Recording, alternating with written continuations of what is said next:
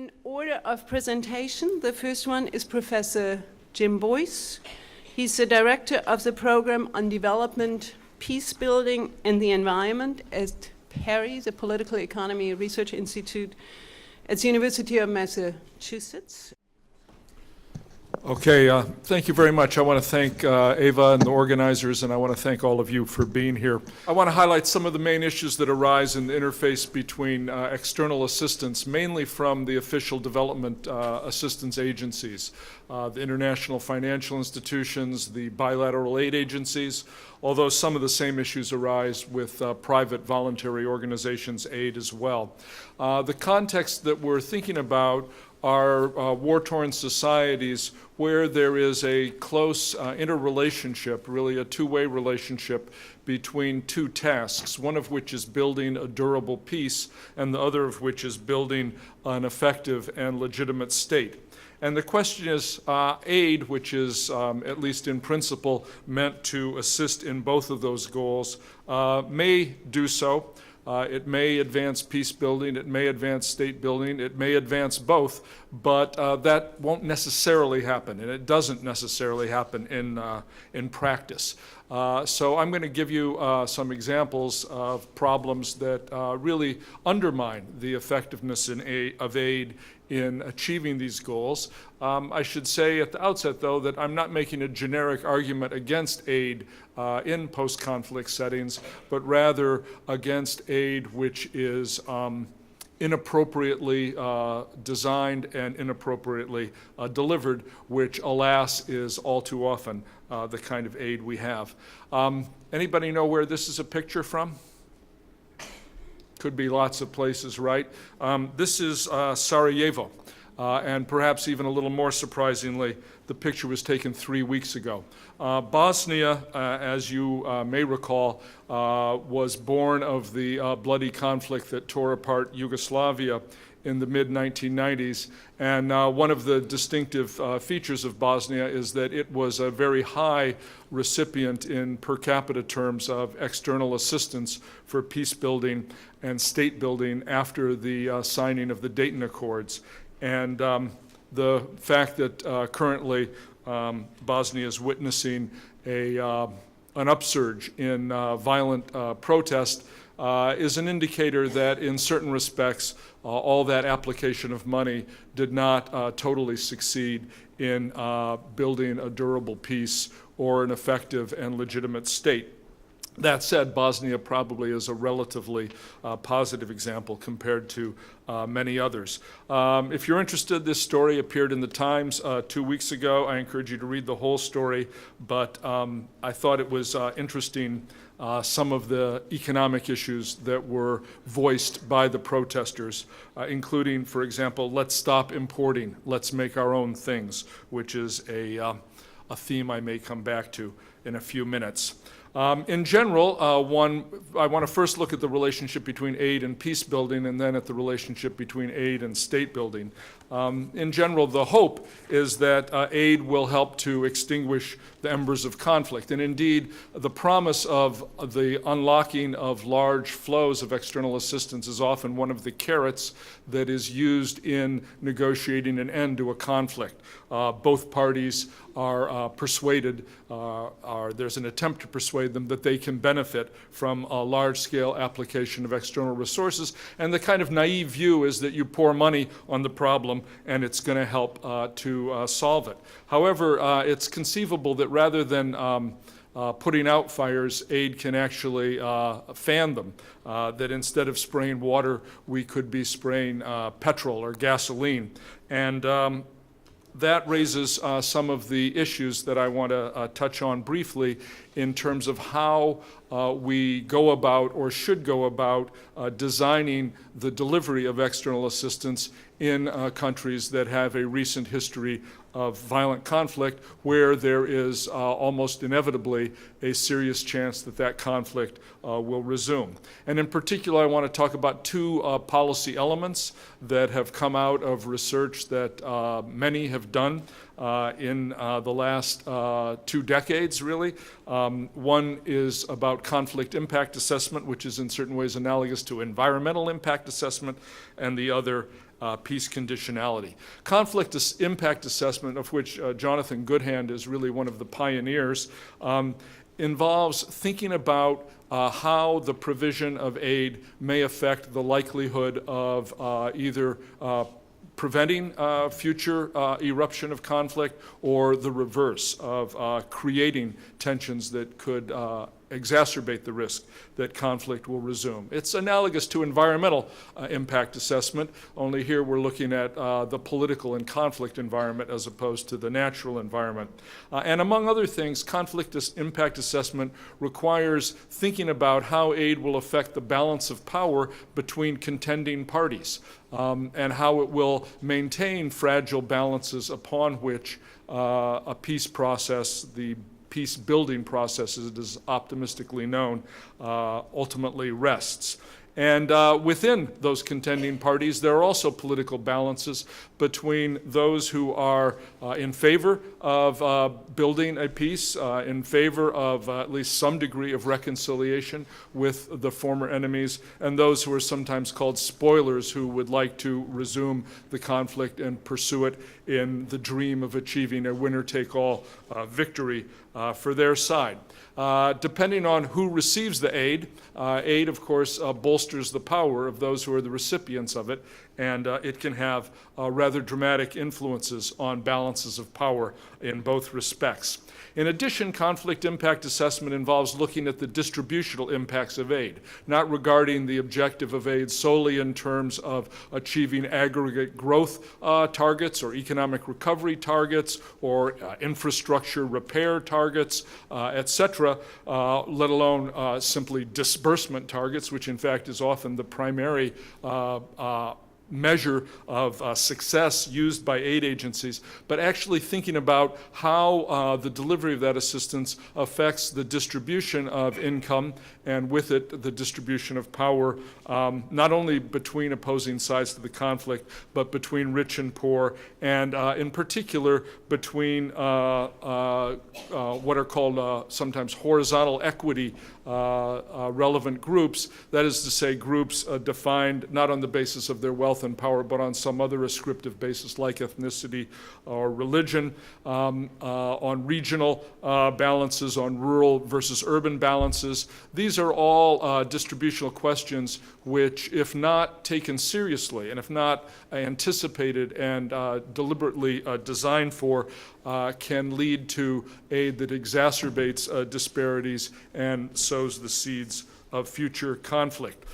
These post-war balancing acts are quite difficult. For example, there are often trade-offs between what is expedient in the short run in terms of maintaining balances of power and what is important in the long run in terms of redressing distributional inequities. So in the short run, there may be a case for enlisting and channeling aid through political leaders who were involved themselves in the conflict, but in the long run, aggrandizing the power of those leaders may in fact lead to possibilities for further conflict.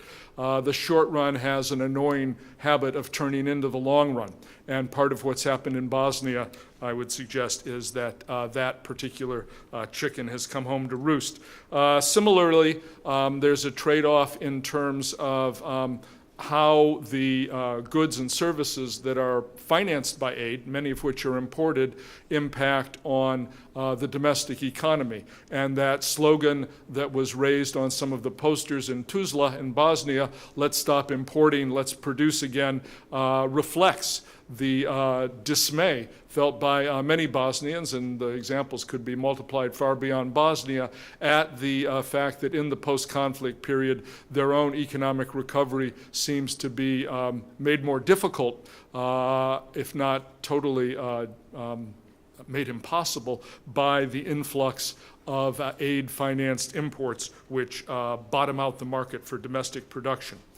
A second issue in the delivery of post-conflict economic assistance is what is sometimes called peace conditionality. Conditionality refers to both formal performance criteria, where embodied in aid agreements are conditions that have to be met, in the default of which the flow of aid will be stopped or at least temporarily halted, and what sometimes is called informal policy dialogue, which is not inscribed in formal documents, but nevertheless is a kind of conditioning of access to the external assistance.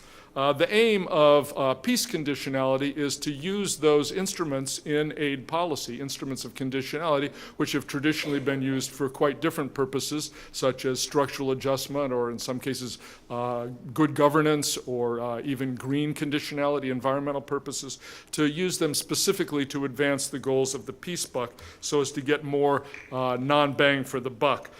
This is an issue that we began to explore in the wake of a famous article that Graciana del Castillo and her colleague at the UN, Alvaro de Soto, wrote about the tensions that had emerged in the peace process in El Salvador, where one of the big issues was the inadequate funding for the Policía Nacional Civil, the new neutral civilian police force meant to replace the old paramilitary forces, and the land transfer program for ex-combatants, both of which were underfunded far beyond the schedule of implementation, and that delay was threatening to unravel the peace process.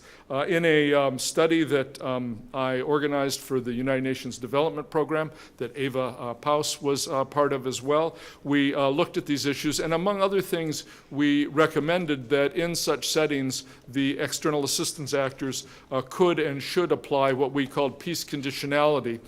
In this case, urging would be the diplomatic way to put it, encouraging the recalcitrant government of El Salvador to fund these high priority peace components of the peace process. This was a time when the government was continuing to spend far more on the military than it had before the war, for example. In former Yugoslavia, peace condition, which was a few years later, really, just a couple years after the El Salvador case, peace conditionality began to be formally embraced by the external assistance actors. This is a quote from the EU and World Bank chairman of the Second Donors Conference for Bosnia. And examples of the use of peace conditionality in the Yugoslav context include IMF assistance to Croatia being conditioned on the handover of indicted war criminals to face trial in The Hague. At the local level, targeting of aid, for example, by the UN High Commission on Refugees to municipalities in Bosnia that were respecting and seeking to implement the right of return. Obstacles to instituting any form of peace conditionality include the incentive structures within the aid agencies, where the premium is on dispersing the money, and anything that slows that down is bad for your annual performance review, and the competing priorities of the donor governments, who are often interested in promoting their own exports, building their own political influence, etc., planting the flag on their projects, for whom peace conditionality is an unwelcome hindrance to achieving those objectives, even though in theory the overriding objective should be building a durable peace. These are issues that I wrote about in this book, Investing in Peace, a few years back. Now I want to say just a few words about state building before wrapping up. An effective and legitimate state rests in part on what sometimes is called a fiscal contract between the state and the citizens, where the citizens are willing to pay taxes to the state, in return for which the state delivers services that the citizens want and need. And where that contract is being fulfilled, you often get an effective and legitimate state, and where it's not, you don't. And the question is, how does aid impact on that particular interrelationship? Does aid help to crowd in domestic resources and state legitimacy, or does it instead crowd it out? And it's quite possible, unfortunately, and quite common, in fact, that it does the latter. How could aid help to crowd in domestic resources and foster that fiscal compact between the state and the citizens?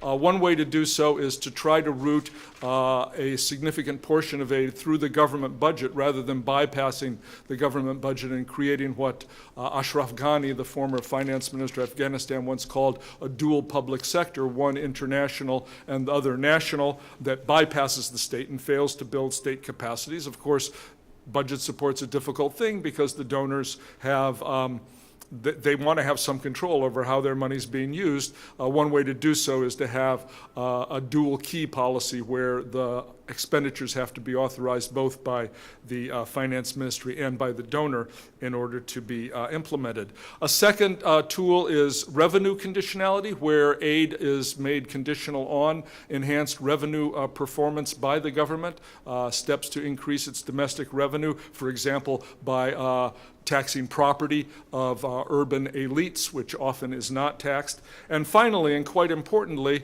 it's possible to generate tax revenues from the aid-generated income flows that are coming into the country, which are often the biggest single income flows in the entire economy. And yet the donor institutions have generally been very reluctant to allow any such taxation, claiming on really legally quite tenuous grounds that they are protected from that by the UN Privileges and Immunities Convention and so on, which actually is complete nonsense. But that's their claim. There have been a few agencies that have been on the side of the angels in this respect, calling for taxation of aid-related flows. The International Monetary Fund, interestingly enough, in this case I would put in general on the side of the angels. They have proposed this. The United States government has definitely been on the opposite side, opposing this. You could tax the goods, the Toyotas, the cases of Johnny Walker whiskey, the cases of Coca-Cola that are being brought in for the international community. Those don't have to be tariff-free. You could tax the incomes of the people working for the aid agencies, including the private contractors who are an important part of the employment being generated. You could tax the rents being paid to landowners, property owners in cities like Kabul, where a three-bedroom house can be going for $10,000 a month. Somebody's receiving that money. You could have withholding tax collected on those rental payments. Putting those kinds of mechanisms in place would help to prime the pump of state fiscal capacity and would send the message that wealthy people can and should pay taxes. The failure of the international community to make that happen, or even collaborate in efforts to make that happen, sends the opposite message, that in fact rich and powerful people should be tax exempt. These are issues that we write about in the book Peace in the Public Purse that Ava mentioned at the beginning. So I'll stop there and look forward to the discussion. Thank you very much.